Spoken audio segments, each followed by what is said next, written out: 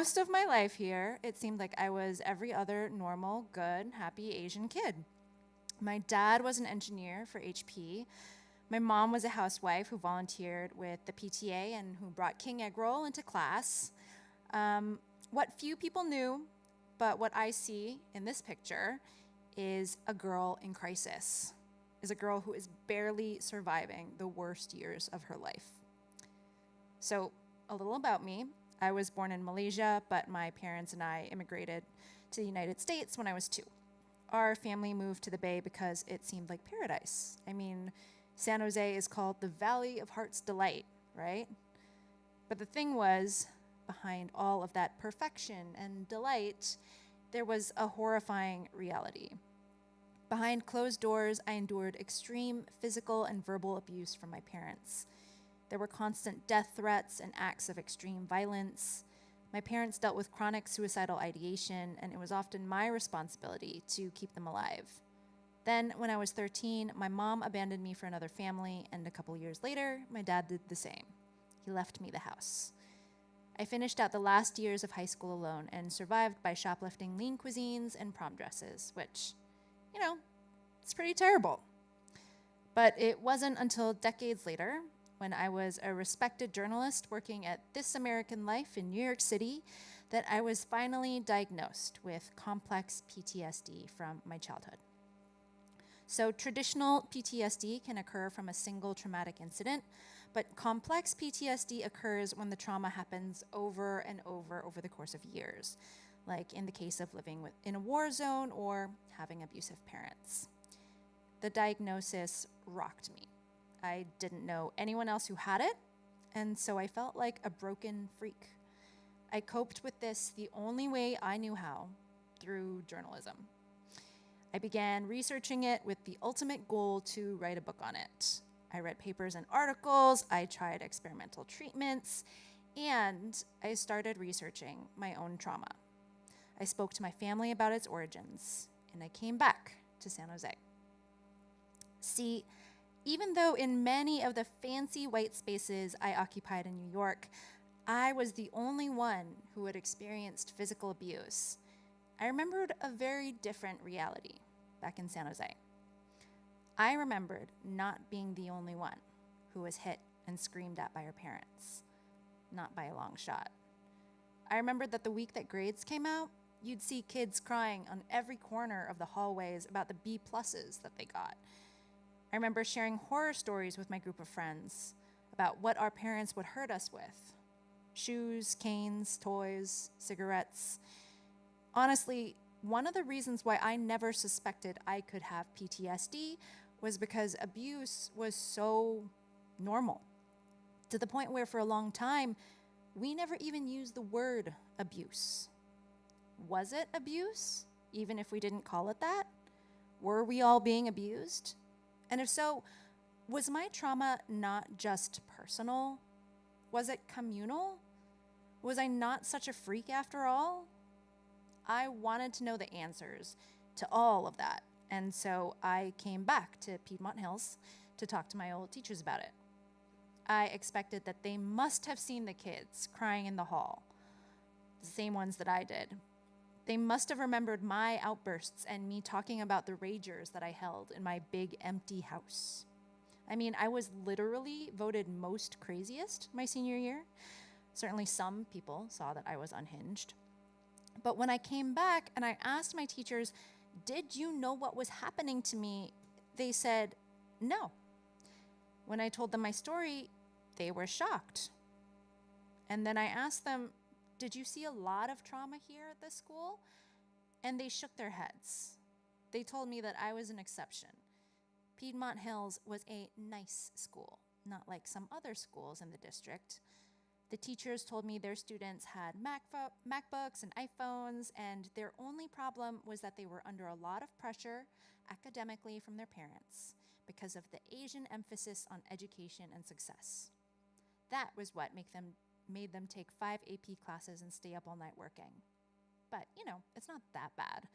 One teacher told me to be careful using the word trauma. Kids who were in gangs or who were being seriously hurt at home. That was big T trauma, not this. For a while there, I thought I was crazy, and like even crazier than normal, the most craziest. Had I just made up this narrative about Asian American abuse? Until I talked to Yvonne Gunter, who's right over there, the social worker and counselor at Piedmont Hills High School, and she told me something heartbreaking, that in the 15 years since I left Piedmont Hills, things were still as hard for these students as I had remembered. She put off our meeting for weeks because she had so many students coming in with mental health emergencies, including lots of kids struggling with suicidal thoughts. She told me that many of her students were dealing with horribly hard things: unstable housing, financial problems. Lots of the kids had mental illnesses, some of them severe. There were a couple of students who were suffering from serious psychosis and hallucinations. But when she told their parents that, the parents just said, it's just that they have too much free time. They need more tutoring. And the kicker, Yvonne told me that she couldn't even count how many of her students were dealing with physical abuse at home. Hundreds, she thought. And she told me that teachers could be naive to the things that were happening. I asked her the million-dollar question, do you think it's because we're Asian? And she said, yes. By the way, shout out to Yvonne for speaking the truth and fighting the uphill battle of trying to get the students at Piedmont Hills what they need despite everything. So can we get a round of applause for Yvonne, please? So this made me so angry. It made me angry that our abuse had been overlooked and minimized because of the, excuse my language, bullshit model minority myth. Because everyone thought we got great grades and came from high-achieving Asian households, they were utterly blinded to the warning signs. That prevented us from getting the help we so desperately needed. And it made me angry because it meant that the current students at Piedmont Hills and so many other schools in Eastside Union aren't getting what they need either. Which brings me to the question, why were all of us experiencing so much violence at home? Well, the most obvious answer, honestly, the old adage rings true: hurt people hurt people. In my high school, hundreds of my classmates' parents were Vietnamese refugees, people who fled on boats and spent time in refugee camps. There were parents who survived the Chinese Cultural Revolution, Desi parents who survived partition. Lots of people my age starved in Cambodia during the Vietnamese occupation post-Khmer Rouge. And let's not forget the Latin parents who escaped poverty in Mexico or gang warfare in El Salvador, or the Black children whose grandparents survived Jim Crow. This is one of my favorite artists, Hung Liu. Her work hangs in the Museum of Modern Art down the street. She was local in Oakland, and this is her painting of Comfort Women. We're starting to learn that intergenerational trauma is a thing.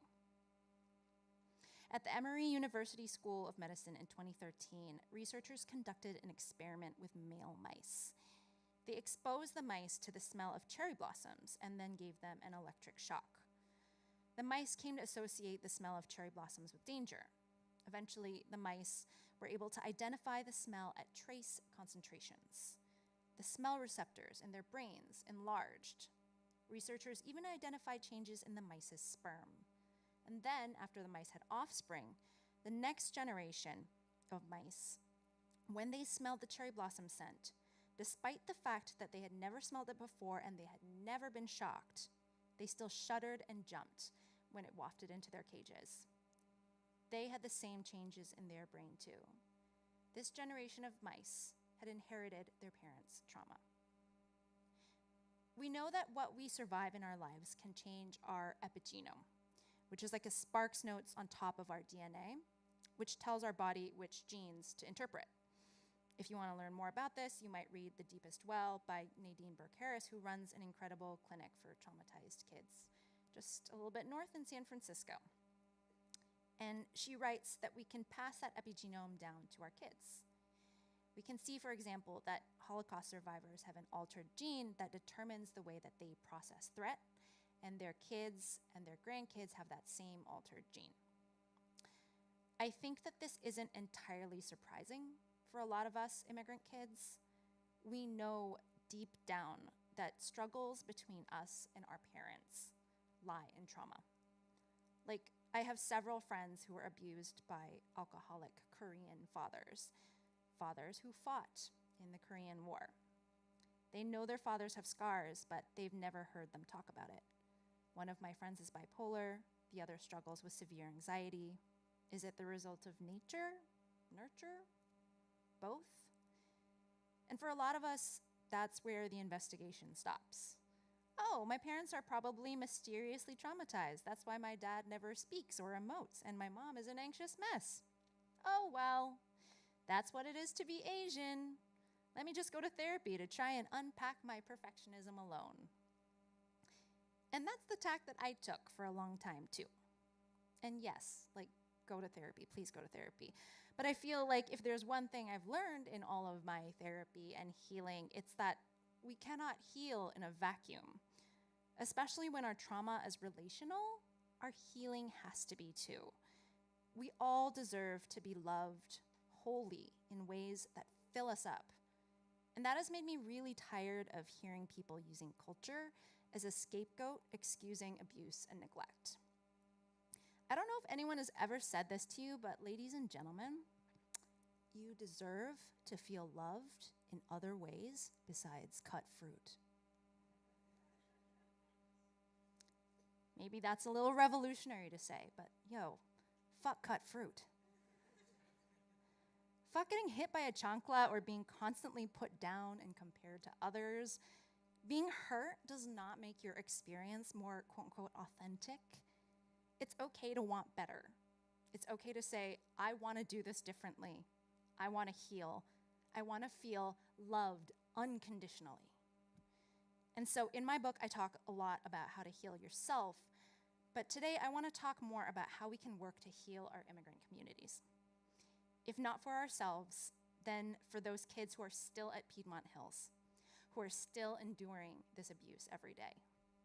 If we want to protect the next generation, if we want to stop these cycles of violence, we have to stop shrugging and saying, oh, well, that's how Asians be, and start saying, what can we change? And also, I think that this act of giving up, right, of saying, Asian parents, that's how they are, it seems a little condescending to me, too. We're also saying in that resignation that our parents don't deserve more fulfilling relationships, less anxious states of being.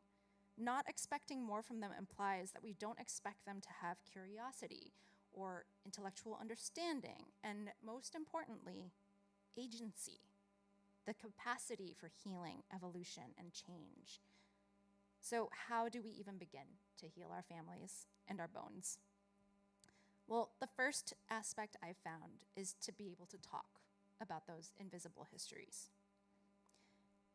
Viet Thanh Nguyen writes about how the colonizer writes the history of what they want to remember. And often with minority groups, the impetus on remembering tragedy, on remembering the dead, lies only on survivors. That is a heartbreaking, difficult task. He writes about how the Vietnam War memorials do not include the names of Vietnamese soldiers who fought along American ones, for example. That is something only the Vietnamese can hold. And I thought about my friend Kay, whose mom lost 2 brothers in the boat escaping from Vietnam, 2 uncles he never knew he had until he was in his 20s. And that made me think about how in Piedmont Hills, despite having a population that was 60% Asian, we learned about the Eurocentric version of World War II for 1 full year and never got a unit about the Vietnam War, never had a unit on the Khmer Rouge or the Korean War or partition or all of these conflicts that we were the direct result of. I have friends who were born in those refugee camps. So can we help hold the heaviness of our parents' tragedies by also remembering them? If we don't know what we're healing from, how can we begin to heal it? For me, I learned just a couple years ago about my family's history surviving the brutal Malayan emergency and the Japanese occupation of Malaysia. And it helped me recontextualize my own trauma. I wonder if my anxious, hypervigilant hustling stems from my grandparents' constant hustle to survive when they were starving, or when my grandmother, who's in this picture, had to shave her head to avoid being raped by Japanese soldiers. Or when my grandfather, also pictured here, was unjustly imprisoned by the British. That knowledge helped me have a little bit more acceptance for the symptoms that cause me pain every day. Yes, I startle when my husband drops a dish. Yes, I freak out and go on a Googling spree when my baby coughs. I am envious of chiller and more relaxed mothers. I think they're probably happier. They probably enjoy their children more. But these are the skills that kept my ancestors alive and that kept me alive when I was a child. How can I truly hate myself and these skills when, if not for them, I might not even be here? But also, look, I get how hard it is to ascertain this information. I, too, have tried to talk about our family's history and watched my family clam up, get awkward, wonder why I always have to be the difficult, nosy American child who dwells only on the negative. I had to learn a lot of what my family experienced from doing my own historical research. But in researching my book, I spoke to Hien Do, a professor who is here at San Jose State, who told me that there are some sneaky tricks one can use to try and interview your parents. First of all, he assigns his students to get oral histories from their families so they can say to their parents, "Mom, we have to talk about this or else I'm gonna get a bad grade in this class." Works like a charm on the Asian parents. And secondly, he told me, no, there's certain things that they won't talk about, and that's perfectly okay because maybe they're not ready. But you can try to fill in the gaps. Like with the boat people, you can say, how many people started on your boat and how many people arrived? If you have 150 people and only 50 survived, you can fill in the blanks. There are also card kits like this one that I often see at my favorite Asian American bookstore, or this card kit and this journal put out by the Vietnamese Boat People Organization, which can help you facilitate conversations with your parents and write down their answers. I wanted to see the direct impact of this storytelling, so I found someone, Mimi, who struggled in their relationship with their mom. Their mom was super overprotective. Like, if they had their phone off to study in college, their mom would call dozens of times a night, crying hysterically, and then call all of their friends. Also, if Mimi did try to go to her with a problem, their mom would always minimize it and just say, "Don't be sad, be happy, forget it." Mimi moved out of their mom's house because they get into so many fights about this. Mimi suspected that their mom's experience of living through the Vietnam War had something to do with all of this. She said, "I just feel war vibes," but didn't know anything about their mom's experience because of the language barrier between the two of them. So I hired a translator to help her tell us her story. And Mimi's mom told us about surviving multiple airstrikes, seeing incredible violence firsthand, and losing loved ones during the war. During the war, I kept hearing my friends saying, "So-and-so has been caught." I used to go and pray for those who were lost, like neighbors. You'd see a neighbor one day, and the next day they'd be shot and killed. I could never understand how war can rob people away that quickly and easily. Mình không có nghĩ ra là vừa mới thấy hôm qua thôi, hôm nay họ đi lính về có là nghe nói họ chết rồi. Nên mình không nghĩ là tại sao chiến tranh nó lại cướp người ta đi nhanh như vậy. Cứ nói nghĩ tốt, lại phải vui hoài. You always said to be happy all the time. Think of good things, just know of good things. I didn't want to hear that. I wanted you to hear about my life. I wanted help with that, but now that I hear more of your story, I understand why you said that. Because you have so much behind you. Vì mẹ có nhiều đồ đằng trước mẹ, rồi đằng sau mẹ như vậy. Hôm nay cũng cảm ơn cô giáo với em đây. Today, we have to thank the translator and you in asking about these thoughts to understand them. When Mimi talked about these things, I knew, I understand, but I wanted to erase her idea that life is so sad, but I couldn't say much, so I just said, "Cheer up, be happy." That was my idea. Những cái đó chỉ là một thoáng thôi, không có cái gì mà đáng để cho con lo. I'm very happy today. I'm very happy today that Mimi, my daughter, wanted to know what happened in my life in the past. So that was a very beautiful moment. It seemed very healing. But I checked in with Mimi a month after their conversation, and the change that this conversation had was wild. So Mimi actually moved back in with their mom after this interview because their relationship had improved so much. Like, when Mimi started talking about a breakup, their mom started launching immediately into the, oh, it's not that bad, you're fine, you're safe, just be happy. I was able to be like, Mom, like, I understand why you'd say that, but like, I don't think it helps me to hear it right now. Now that we understand each other a lot better after that interview, it was a lot easier to be vulnerable about where I was at. Eventually I was just kind of like, you know, I just want to like cry. And she's just like, well, it's hard to see you cry and be sad. Like, you know, you're my daughter and I love you. And I was just like, yeah, like, you know, be sad with me then. And then she like offered to hug me and just like rub my back, and like we were just hugging and I was just crying. And then she's just like, yeah, like, I know it's been hard.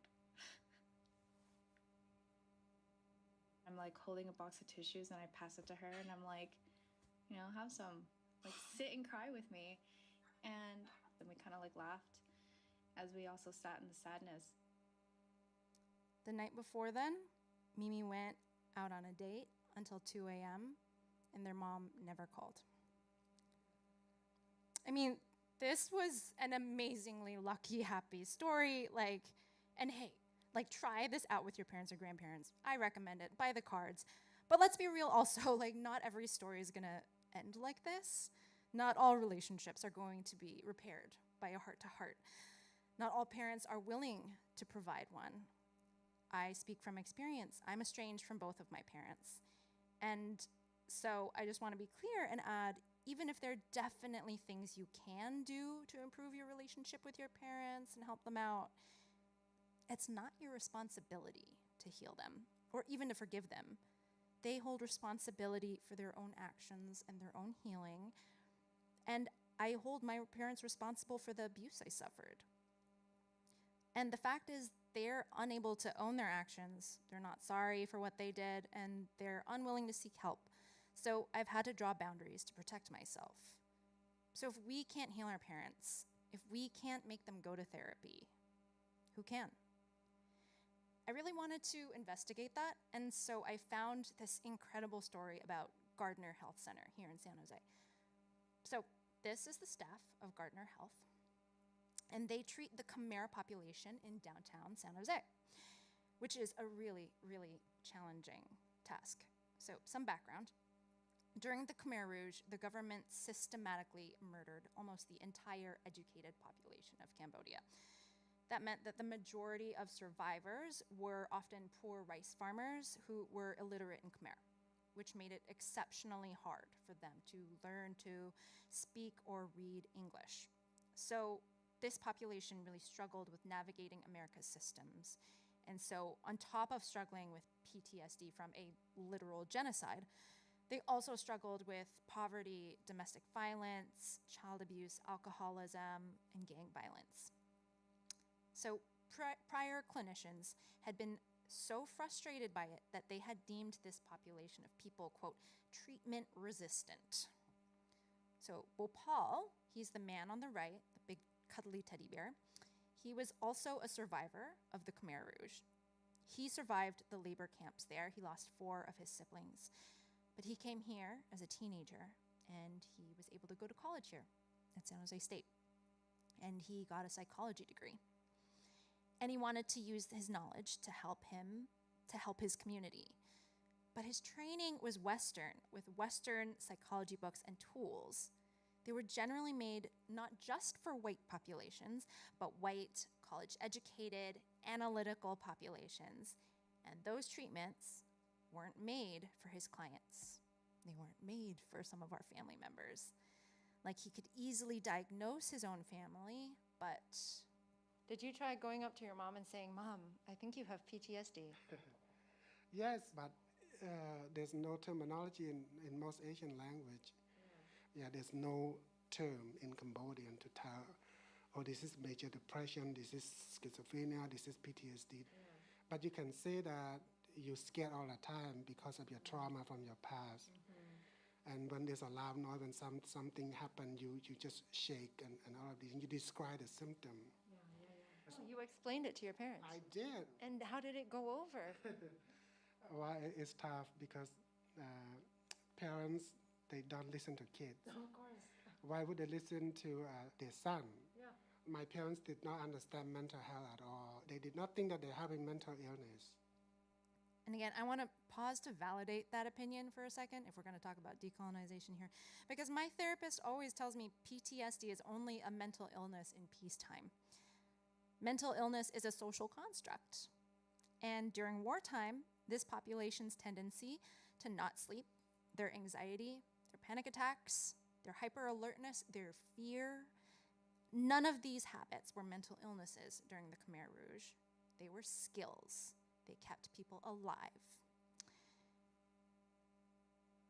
I heard stories from women being child soldiers, and now they got violent at the drop of a hat. Of course, these symptoms were causing them a lot of pain now that they weren't at war, but they felt like they still needed them.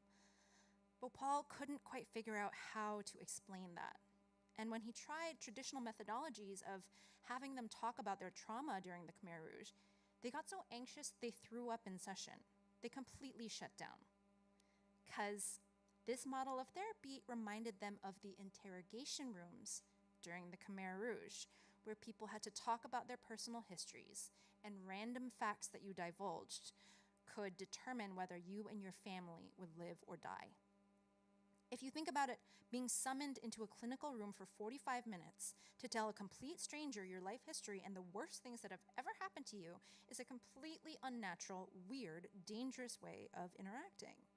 And so Bhopal had to somehow not be a threat and not be an interrogator. There was another thing he was noticing.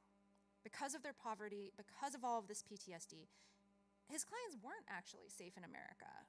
They were hungry. They were on food stamps. They were housing insecure in really dangerous domestic violence situations. There was no way he could tell his clients that they were safe if they weren't actually safe. And so to solve those problems, Bhopal had an idea, one that would force him to break the rules of his Western training. He had to pioneer a version of decolonized therapy. So he simply introduced himself to his clients as their translator, and he drove them to parent-teacher meetings and doctor's appointments and welfare meetings and advocated for them against prejudice systems, trying to get them the resources they needed. I was driving my clients everywhere. I took them to see every doctor out there, every specialist out there, legal services that they need, housing, social services, wherever.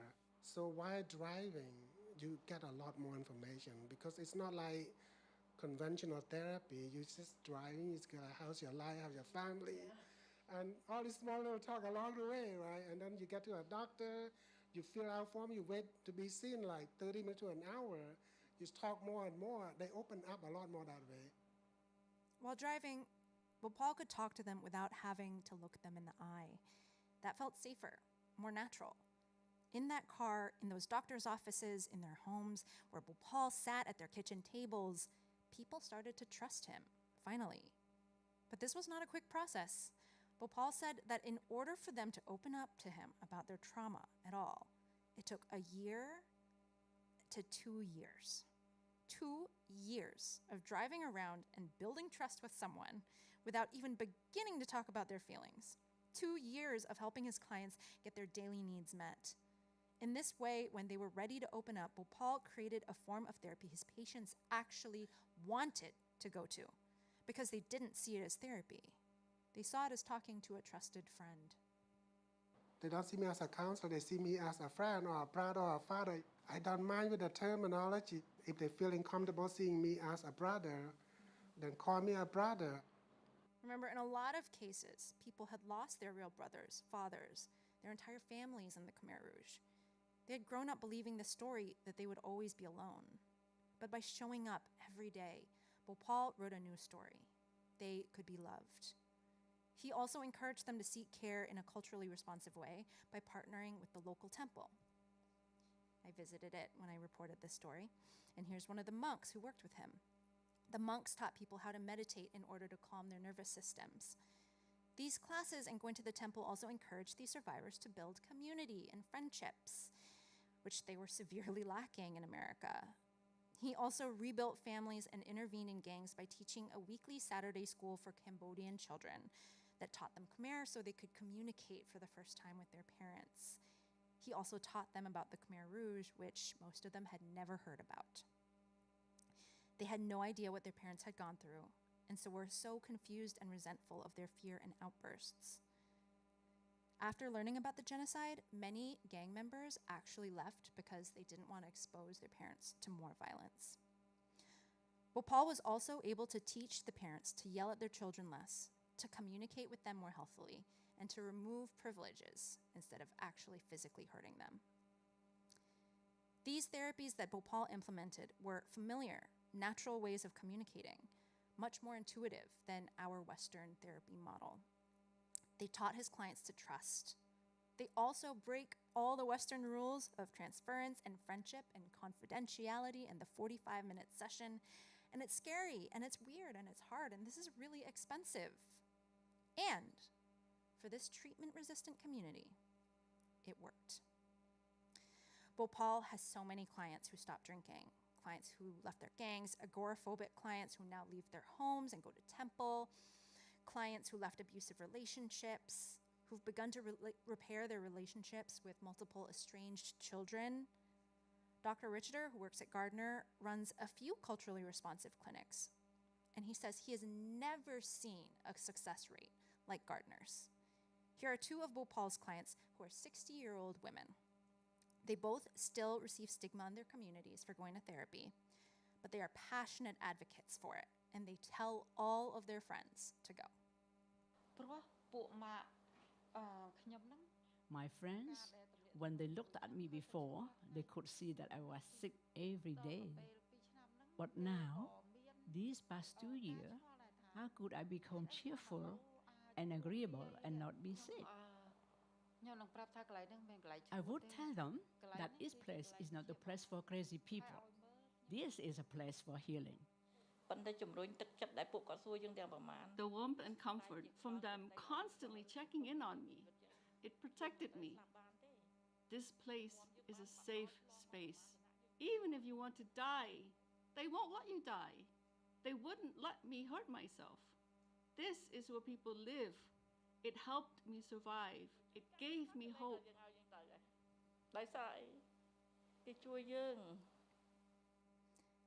And I think all the immigrants in the room can attest that 60-year-old immigrant women who tell all of their friends to go to therapy and who say that they love therapy is a pretty big win. And by the way, there are lots of different ways to do decolonized therapy. In prisons in the United States and in Canada with Indigenous youth, horticultural therapy is becoming more popular, reconnecting people not just with their human community, but with their natural and plant communities. Prisoners learn how to be gentle, loving, and nurturing by growing plants. There are other traditional Indigenous practices that are being incorporated into therapy, like sweat lodges. I love the book Brothers on Three, which is about a group of Native kids finding healing through basketball. In the book Decolonized Therapy by Jennifer Mullen, she writes about how she incorporates traditional Puerto Rican rituals, like burning herbs and creating altars in healing her clients. These methods worked for millennia. Why wouldn't they have a place in healing now? In Common Threads is a program that has African, Ecuadorian, and Nepalese survivors of war and sexual violence join sewing groups where they create beautiful quilts depicting things that make them happy, things that make them sad, and that often depict their trauma. These women can't tell their own stories with words sometimes. It's just too painful. But they can sew them. And they can see all the other women's sewed stories too and know they are not alone. It's group therapy. It's just not called group therapy. Trauma is not just personal. It is systemic. It is political. It is born of race and war and class and systems much larger than us. And so is healing. Thinking about systems. What if in Piedmont Hills we had actually learned about the Vietnam War and the Malayan emergency and the Chinese Cultural Revolution, and we'd been able to go home and start up these important questions with our parents? What if my teachers had sufficiently been on the lookout for signs of abuse and not blinded by the fact that I was Asian? Like the bruises on my best friend's arms, or my terror at getting something wrong in class. What if other counselors at our schools did what Yvonne does? She holds help get your kids get better grades seminars for parents, which are actually mental health seminars in disguise, telling parents how to help their kids practice rest and balance and teaching alternative methodologies for getting results. Or what if when someone realized that we were being abused and CPS was called, that our parents had actually been given good help, culturally responsive help, like Bhopal's? What if my mother, when she was hospitalized for trying to kill herself, instead of just simply being released, she'd been assigned a social worker, a care plan, someone to take care of her brain? If we lived in that world, this little girl might have been a hell of a lot happier. I might not be here today talking to you, because maybe I wouldn't have CPTSD. I might not have been abused and neglected, and she might have been loved in the way that she so deserved. I had never felt that I could compare my own experience to the great historical tragedies my ancestors survived. Poverty and sexism and racism, great wars. But maybe it was in part my family's place in that history that has allowed me to survive today's struggles. A global pandemic, for example, with my own strength and grace. And I've done more than survive. I've fought. There's a Chinese saying that a third of the world is under the control of heaven, a third is under the control of the environment, and a third is in your hands. I got here through forces of war, luck, dowries, parents, bad bosses, and good friends, systems and places and histories. But I took what was given to me, and I'm using my third of the equation to make choices to heal some of the wounds that course through our families for generations. Even though I couldn't heal my parents, this is how I'm trying to heal my community. By imagining a different future. By speaking up, saying the hard stuff in public. By not hiding the realities of our trauma to support a model minority myth. I am finding in lifting up people who are figuring out how to do this right. And of course, I am continuing to work on my own healing every single day so that I don't pass on as much trauma to my son. I go to therapy, I analyze my triggers, I try to be less dissociated, verbalize how I'm feeling and why, making a feelings chart. So far, my son is so much braver than me. When he hears a loud noise, sometimes he looks at me with his eyes wild, a frantic question like, "What is happening?" And I say, "It's the train!" And he immediately calms down and smiles. And I am astonished by his trust in me and grateful and protective of it. I do cut him fruit, he's allergic to bananas, but I also tell him every night how much I love him and how whatever he has to go through in this life, he will never have to go through it alone. Thank you so much for listening today. My book is What My Bones Know. Here are a bunch of books I can also suggest if you're looking for more resources on how to navigate relationships with immigrant family. And thank you so much.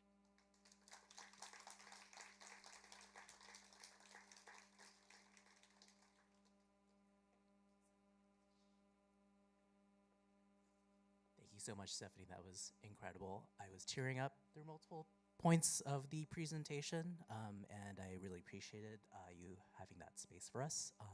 So now what we're going to do is move into a conversation moderated by Chris Yang. So if Chris Yang can come on up. Chris Yang is the former director of San Jose State University Mosaic Cross-Cultural Center.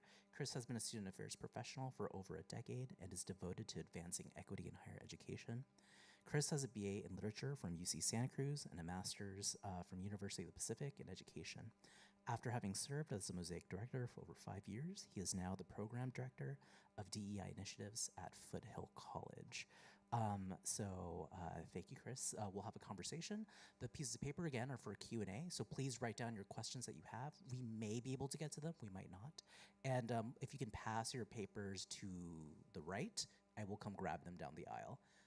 So without further ado, thank you, Chris, and thank you, Stephanie. Yeah, thank you. Okay, thanks. Thank you, Trung. Thank you, Stephanie. That was incredible. Yeah, that was so good. Perfectionist, you know, so. Oh, yeah, okay. No, it was amazing. It was resonant. It was deep. Very informative too. So I want to start by acknowledging and thanking you for this incredible memoir that you've written. And just wanting to ask, right, like, what is it like being so open and authentic, especially when authenticity is so often rooted within our own traumas? Yeah, I think I was really scared of releasing The Favorite, which was the first time that I talked publicly about my childhood trauma, and it was for This American Life. So millions of people were going to listen to it. And I remember freaking out about it the night before, just being like, what if people think that my trauma wasn't really that bad? What if people think I'm a whiner or a complainer? And just every single message that I got dozens of messages, and every single one was like, thank you for saying this. This was me. This was the first time I'd ever heard a Malaysian accent on the radio. This means so much. And just so I didn't get any of the hate that I had thought I would. And so I think from that point on, I sort of understood, my job for many years, for over a decade, was to harness other people's vulnerability and make them cry in interviews and then put that on the radio. And so I understood the power of vulnerability and honesty. And so I think that helped me be less afraid to do that myself.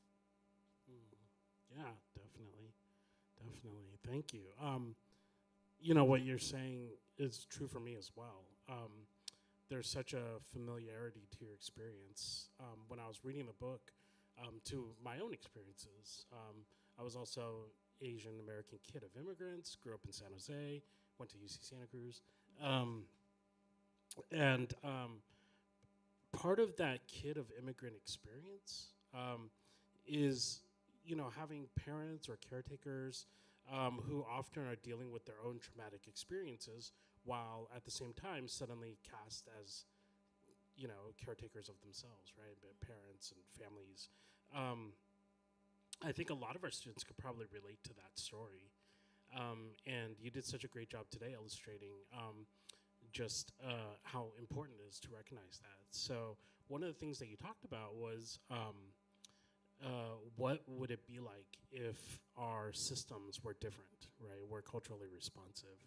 And I want to ask, is there some way we can communicate this to our students of how they could ask for the resources that they really need, or ask people for the help that they might really need and might not even realize that they need it? Yeah. I think that it's really difficult, especially if you're going into therapy for the first time. But I think of therapy a lot as like dating, where the vibes have to be right. You are not going to heal with someone who you think is like creepy or weird or who you just don't trust. And so just like you would never settle for like a loser fuckboy or whatever, like don't settle for a lame therapist. And so I really encourage people to treat finding help in the same way of knowing that you might have to date around a little bit and ask for different resources, ask for different referrals, and you are worth it. And, you know, somebody who is really like the most amazing therapist for your very best friend, you could hate them.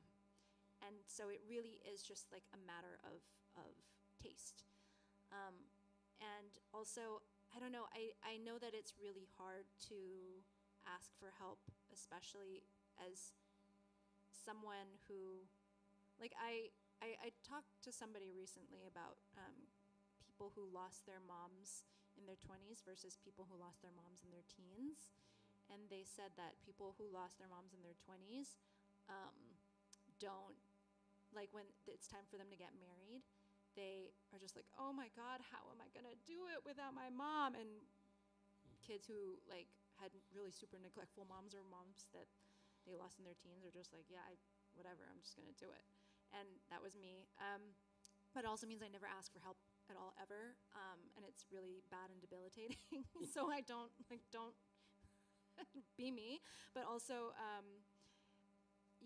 I practice asking for help because it's really, really, really important. And people out there really want to give it to you, and that is how you heal. Is you heal in community. You heal with somebody else, with your friends, with your family, with your therapist. That's like the only way to go. You can't do it on your own. Absolutely. Thank you so much. That's incredible. I'm going to pivot a little bit from whatever. Hopefully that's okay. Talking about this culturally relevant resources or culturally relevant approach that we may have, right? You talked a little bit about what it would be like to integrate cultural awareness into our educational curriculum. What it might be like for our students to be able to see themselves within the classroom setting. I wonder if you can expand upon that a little bit, and also maybe add in media too, right? Especially your experience as a producer in radio and in modern day storytelling.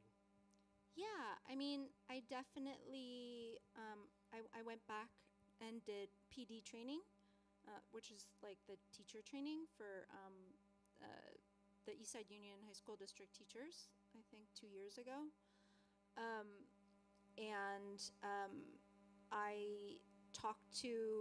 I asked the teachers, raise your hand if you're an English teacher, and then I was like, and then I asked them, how many writers of color do you assign?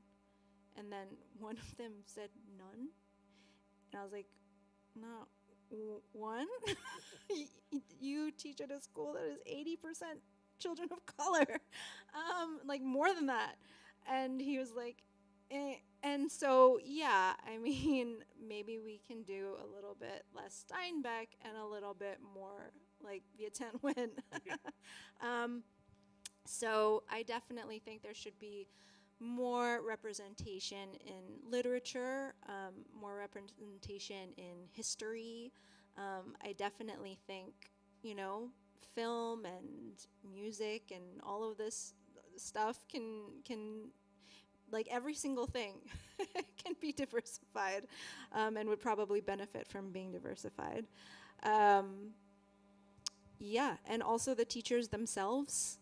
I think there were way more Asian teachers at this PD than I remember there being when I was a student, and I was really relieved to see that. But I think definitely not to the proportion, certainly, of the students that they're teaching. Yeah, definitely. Thank you. Yeah, I feel that too.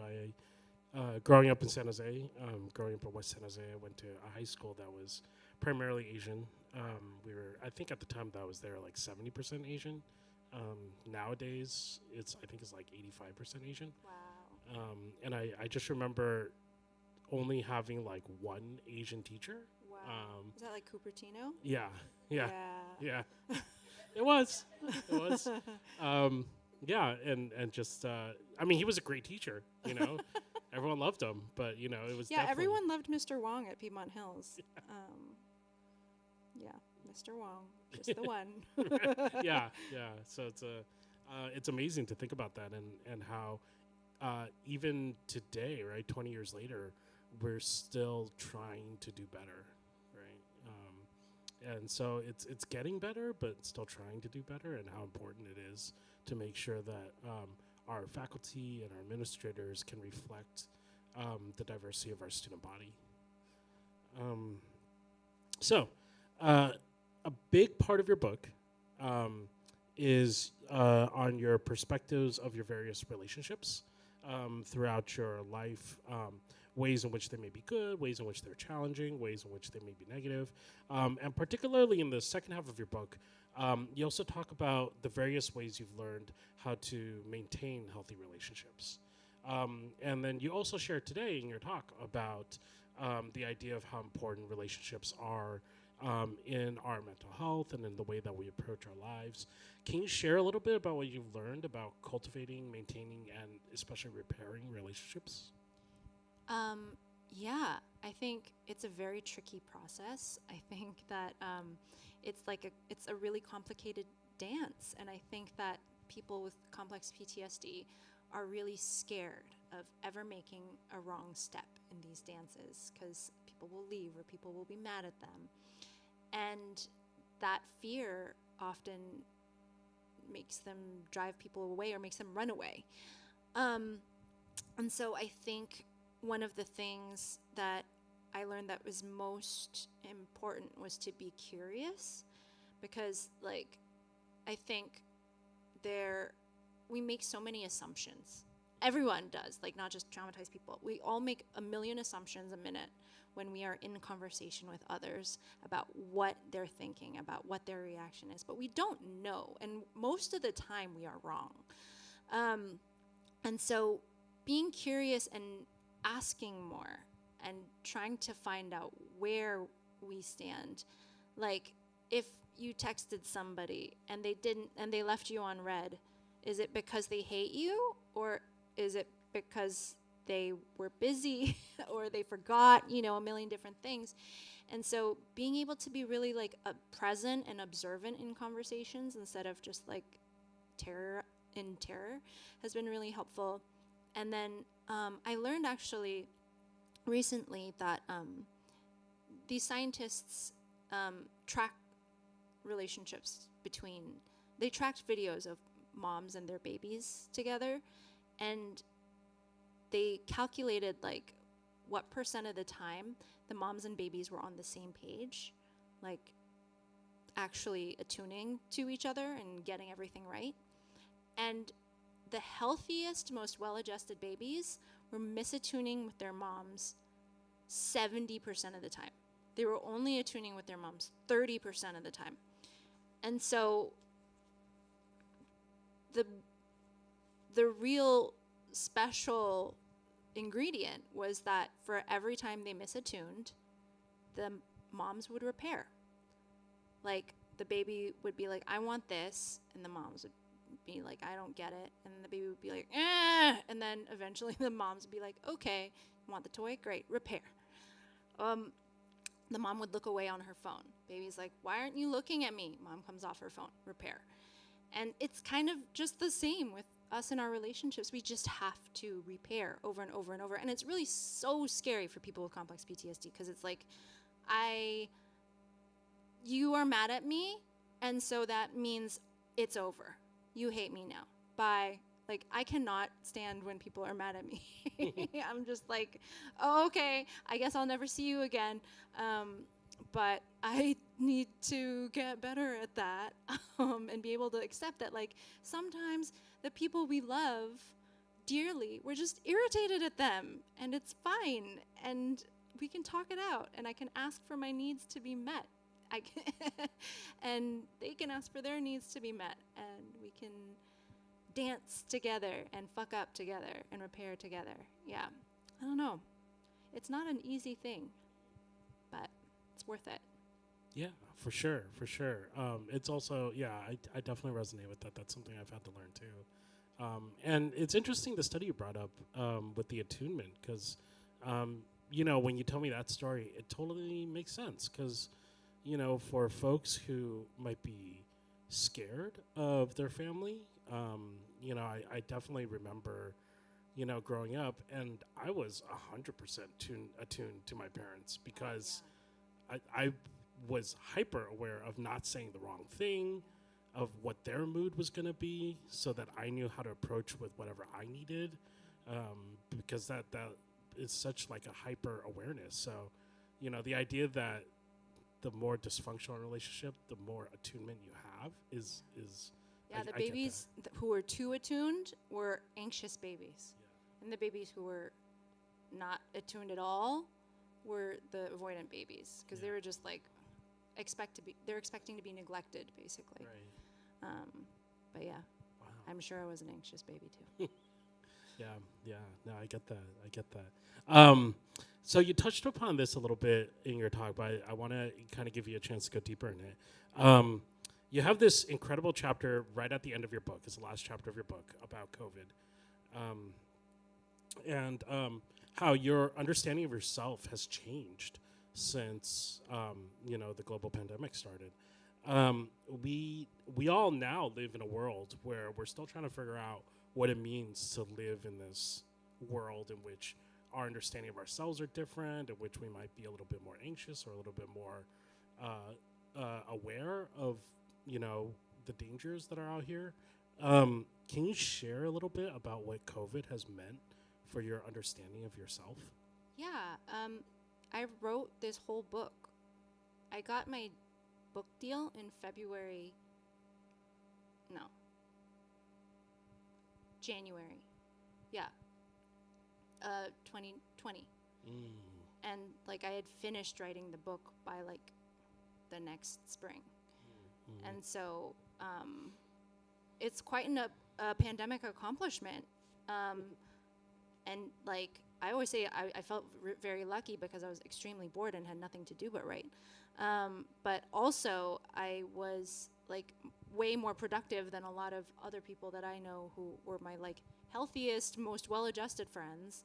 They were all freaking out. And I was just like, I'm so used to always thinking I'm gonna die, so I was like totally functional and like amazing at dissociating. Like, I mean, you saw me out there talking about my abuse. I'm so good at dissociating. And so like I think that is the skill. Like that is what that dissociation gets me.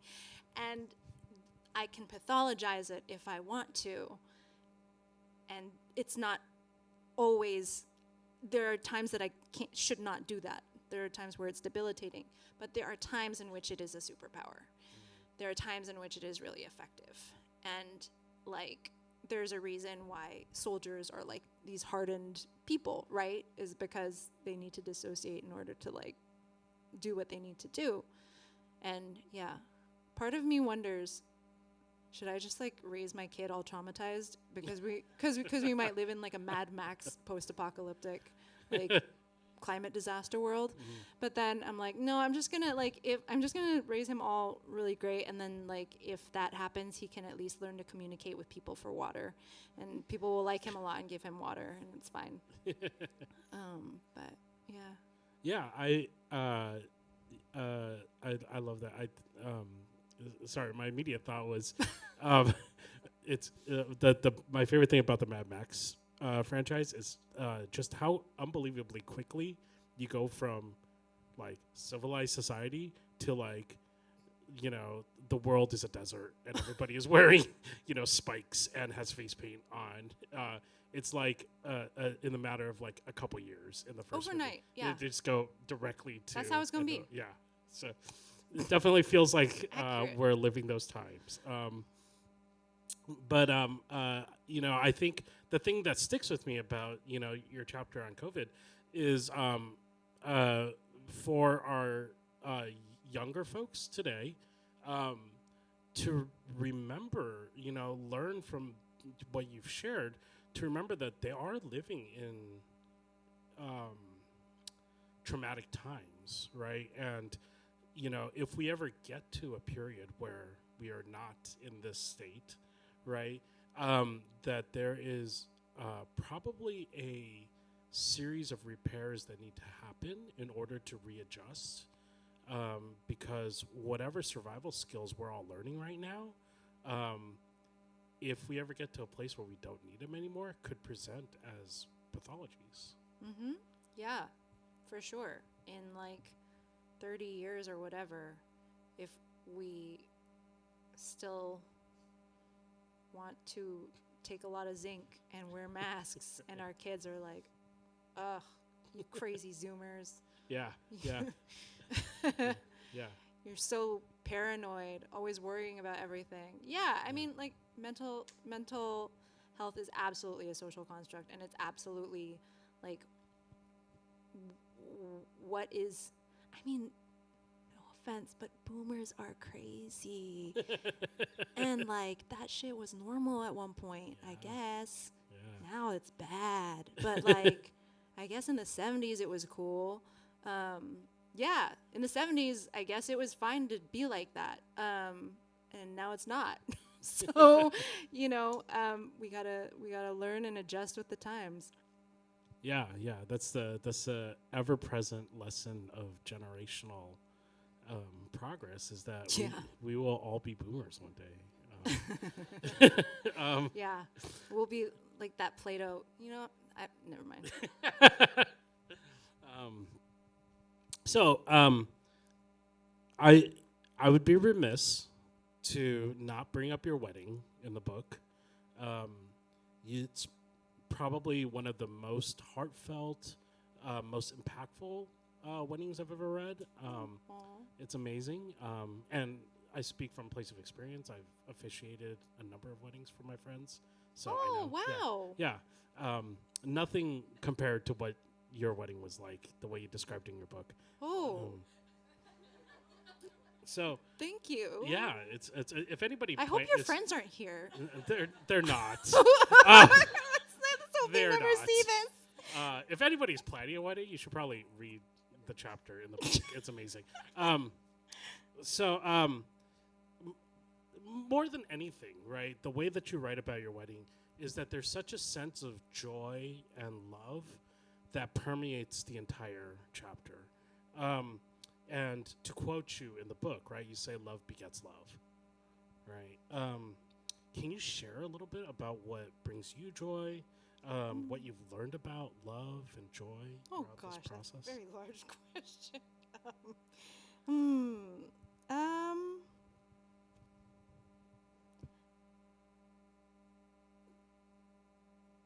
Let's start with what brings you joy. Let's start with what brings me joy. Let's see. Sharing culturally relevant TikToks with people. My baby brings me a lot of joy.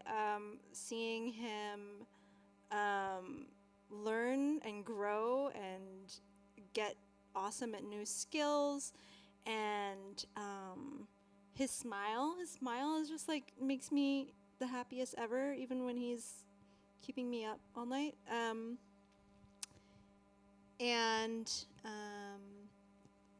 My good friendships.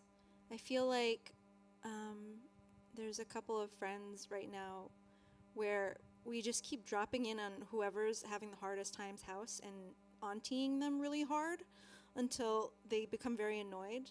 But then we leave them with a lot of food, so it's okay. And that brings me a lot of joy. Springtime. Cherry blossoms. The fact that I found a place that door dashes Malaysian food to me. Awesome. Yeah. And about, what do you want to know about love? Just what you've learned about the power of love. What have I learned about the power of love? Love is everything. Love is like the whole point. Love is like, it all comes down to love, I think. That's what I learned during shrooms anyway. I think that, like I said, love is not like a packet of Oreos. The more you love, the more love you give, the more open you are, the less stingy you are with your love, the more that love grows. And I think we want to be stingy with our love because we get mad at people and we're like, you don't appreciate my love and I'm going to withhold my love. And that's fine. But, like, you're entitled to. But I think that the more generous we try to be with it, and the more curious and the more forgiving, the more it tends to multiply. That's a great way to answer that question. Thank you. And I feel like I can laugh about the shrooms comment because we both went to UC Santa Cruz. Yeah, I mean, are you gonna not do shrooms in UC Santa Cruz? Yeah, it's anyway. Like, what's the point? Trung, I don't know if we have any audience questions that we might want to ask.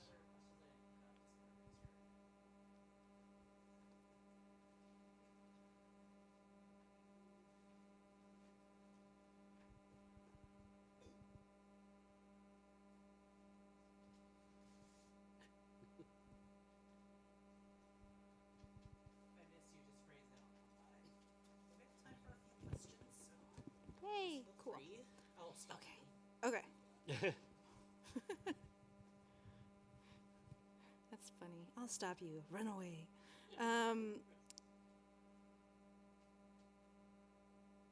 How did you feel about doing a talk in San Jose? Any apprehensions? You know, I always don't like coming here, to be honest with you. But, you know, this time it's been fine because I hung out with my friend Cindy, and she, like, it was great. And she took me to awesome Cambodian food. And, yeah, I didn't pass by any of the places that make me sad, which is really important. But yeah, I think I'm trying to get over my some of my baggage from San Jose because I wind up being here a lot for work all of a sudden, and because the food is really good. So I think I should just get over it so I can eat pho. How do you know?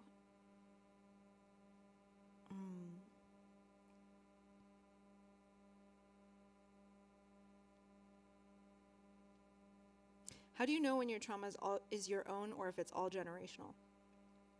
I don't think you do know that. I don't think there is a way to know that. I think that we don't know exactly what our epigenome looks like or what is turned on and what is turned off.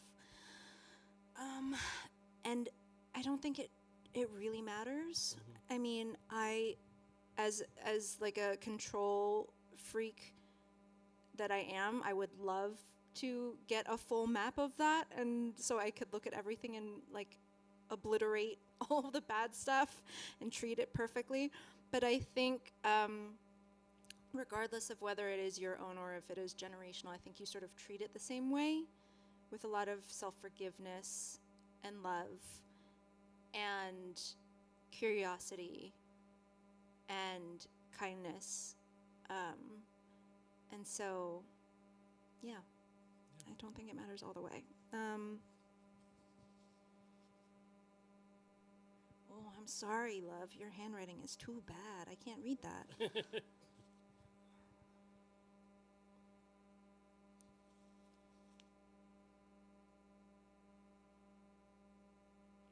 How did you think about having your child given your family experiences? Yeah, that was a really, really tough decision. I did not want a child for a long, long time because I really was afraid that I would be a bad mom. I was like, I was raised by monsters. That is my programming. I am a monster deep down. And yeah, I also, like, you know, I was really parentified. Like, I had to take care of my parents like they were my kids. And so I thought that, like, taking care of somebody else would be really triggering in that way. Like, not having any of my own needs met. And I felt like I took so long to, like, learn how to get my needs met and take care of myself. But then I got pregnant. And then, like, whoops, here's a baby. And that's okay. I think what I've learned from him is that I'm not my mom at all. And I am so much more intentional than she ever was. I read all the books, and I read all of the, like, we're going to validate your feelings. Oh, you don't want that chocolate? It's hard to not have chocolate, you know? And, like, but I thought it would be really hard for me to make those mental shifts, but it's actually not. Like, I'm never mad at him. He's wonderful, and I think it's because I've already done, like, a lot of the work. And I wanted kids eventually, I think. Well, Joey wanted kids, and I always was putting it off because I was like, I'm not healed yet. I'm not healed yet. I'm not healed yet. And I think the answer is that you're never healed enough. Like, I'm never going to be, like, healed perfectly. But the challenge is that, like, now me and him, we practice our repairs every day, you know? And it's a real big challenge, and it's scary, and it's hard, and it's also, like, the most rewarding thing because it seems to be working. Like, he's a very securely attached baby, and I guess that means that I'm doing something right, and that brings me a lot of relief and a lot of pride. Good. Yeah, as somebody who doesn't have kids, I've noticed acutely with my friends who do have kids that they learn parenting from each other, like from their friends, right? They're not learning it from their parents. They're learning it by asking each other questions. Totally. Yeah. Yeah. Absolutely. Asking the mom group, Reddit,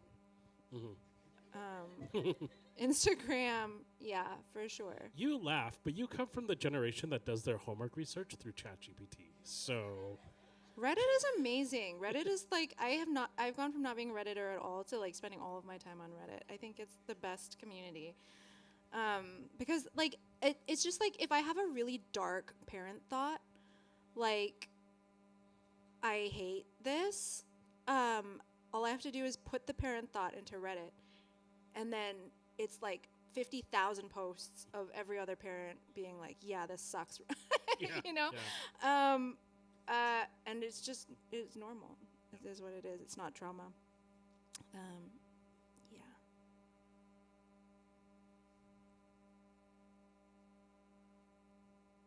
You ended on a hopeful note. Did you at all feel pressure to end the story that way? And are you still happy with the way that you ended your narrative after the public's perception? No, I didn't. Well, no, I didn't feel pressure. I mean, look, I don't think I would have wrote the book if I didn't feel hope. I don't think I would have wrote the book if I told myself, I'm going to write this book if I feel like I am able to heal from this thing. Not heal entirely, but heal to a degree. And I did. And I felt good. And so that's why I wrote the book. If I felt like at the end of the journey I was like a miserable, sad sack of shit, I wouldn't have subjected anybody to that. So, yeah, I'm happy with it. And I think that the public's perception has been really, really good. I think I wrote the book because I thought that all of the literature around CPTSD out there, it was so unbearably, unbelievably hopeless. I was so hopeless reading every single thing on the market. And I was like, somebody needs to shine a light in this dark-ass room. And if that somebody's got to be me, then I'll do it. That's what I did.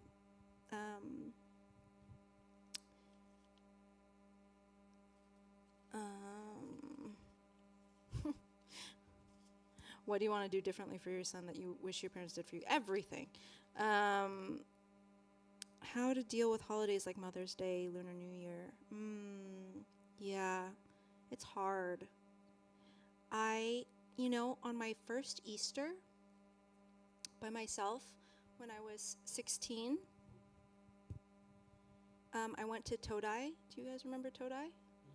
Is it still here? No. No. I went to Todai and I brought the Sunday newspaper and I sat there and I ate for 5 hours. That is how you deal with it. No, I'm not kidding. Like, you treat yourself. Like, you get to celebrate too, and you don't have to celebrate it in the same way that anybody else celebrates anything. I mean, not anymore, but I did shrooms like every Christmas for like 3 years. I took a really nice bath and I watched Fight Club in the bath and I ate a whole pie in the bath. And then I ordered Chinese food, and then I drank like a whole carton of milk. And it was insane, but whatever. Yeah. Like, I mean, that's what people do, is they treat themselves on these holidays.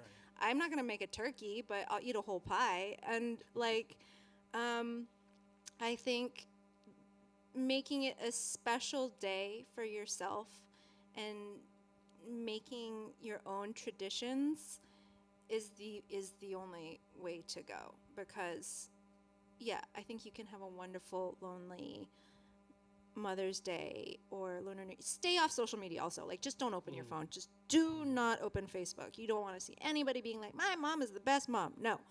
And then, I think, like for Lunar New Year, we do a potluck every year because I'm not about to cook all of that stuff. And so, but it's so fun because I invite like my Vietnamese friends and my Chinese friends and my Japanese friends, and I say, bring your culture's New Year dish. And it's so good every year. And I don't need to think about the fact that nobody wishes me Happy Lunar New Year from my family. So yeah, I think really treat yourself. And treat yourself with a lot of kindness and generosity. Yeah, which shouldn't be restricted to holidays. Like, oh yeah, you can go to Todai any day. Yeah, you can go have a 5-hour meal anytime. Yeah, yeah. Read the comics. Gosh,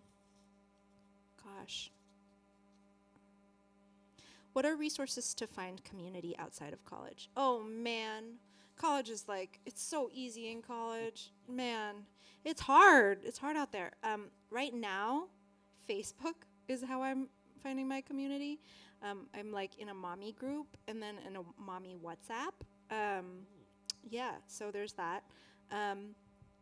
Joining activities, any kind of activity, pottery, yoga, Pilates, anything really that you're curious about trying. Let's see. What are other weird ways that I have found community? Yeah, being invited to parties and then just standing next to the food table the whole time and talking to other people who are just invested in the food is a good way to do it. I do that. Yeah. Volunteering, actually. Volunteering was a really big one for me because you're doing good stuff. You're being kind. You're, like, I used to volunteer a lot at 826 Valencia. Do you guys know about that? Yeah. It's like Dave Eggers's organization where you can, like, teach kids to read. And, yeah, all the volunteers always go out for drinks after and stuff. And also you should volunteer because volunteering is really a good thing to do in life. Volunteer at a dog shelter and then you get to meet people who love dogs and you get to pet dogs. Bonus. And slide into people's DMs.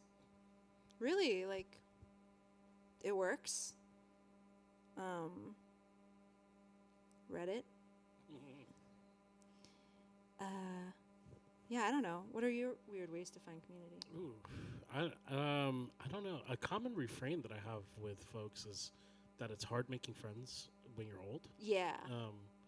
It's I mean, common interests, going to, hobby stores or to like conventions or those kinds of things. Yeah. We randomly invite people all the time to our board game nights. Ooh, we would have board game nights every Thursday, and just like if we hear anybody in the room saying like I like Catan, it's just like board game night. So. Yeah, no, definitely. That's awesome. I'm a huge board game enthusiast. Oh yeah, what's your favorite board game? The board game that I use to introduce people who don't play board games is Ticket to Ride. Oh yeah, Ticket to Ride is a classic. Yeah. What about you? I'm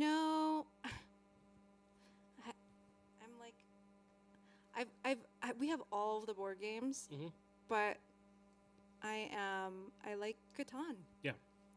I am good at it because I practice a lot of soft power, and I'm always like, oh my God, look how many victory points she has. Right. Oh my God, don't trade with her. But I'm always lying. That's the key. It's a redirect. I have all the secret victory points. Okay. Did I ask them all?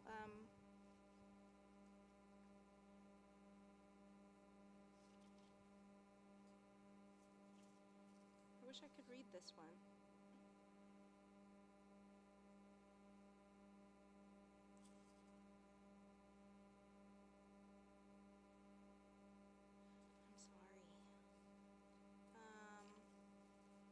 I think I might have asked them all.